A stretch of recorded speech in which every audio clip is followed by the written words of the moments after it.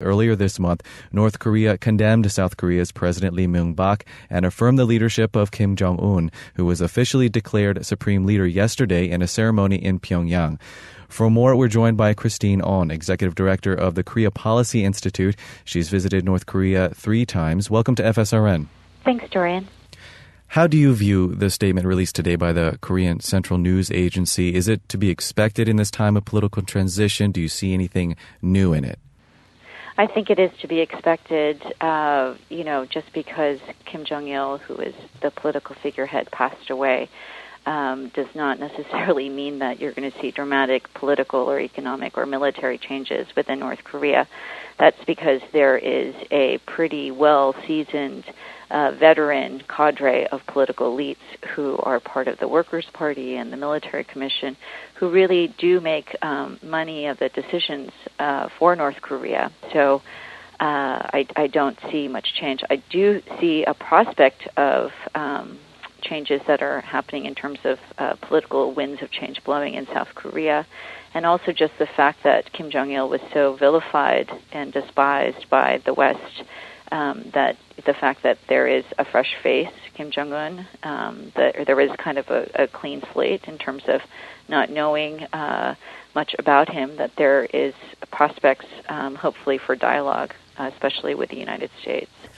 Well, you note this seasoned or experienced circle of advisors or leaders around Kim Jong-un, but what about Kim Jong-un himself, who's been declared supreme leader? Little was known about him, although he did make some appearances over the past few years.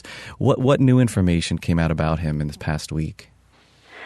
Unfortunately, not very much. I mean, I think the most information that we have is that he, attended boarding school in Switzerland. So that much we know is that he's had the experience of living abroad and living outside of North Korea. And so given that, we live in an international community, that hopefully that will influence the ways in which he would like to govern North Korea. I mentioned earlier that South Korea is experiencing tremendous winds of change, and the current president, Lee Myung-bak, who was not even willing to, send formal condolences to North Korea, I think that, the people of South Korea are ready for a different kind of policy. And in fact, that lack of formal apology from the U.S. and South Korea was mentioned in today's release by North Korea. Yes, correct. Now, with this talk on the geopolitical level, what about the people of North Korea and how they could be affected? North Korea is typically characterized as a place of extreme poverty, of mass starvation, and that has been well documented. But there's been also signs of some development and change. What do we know about the state of economic growth and of the disparity? And what have you seen on your visits there?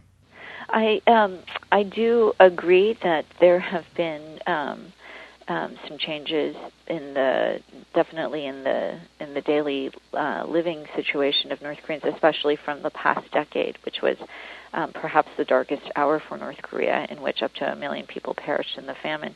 And the thing is, the good or the bad is that it has a lot to do with North Korea's bilateral relations with China. And what we're seeing is essentially North Korea falling greater under the control of China. And so how does that impact the potential reunification of the two Koreas? How does that impact, the U.S.'s ability to leverage at all? And so I think that right now is an opening for dialogue and engagement. Christine On is Executive Director of the Korea Policy Institute. She's visited North Korea several times. Thank you for joining us. Thanks, Dorian. Bye-bye.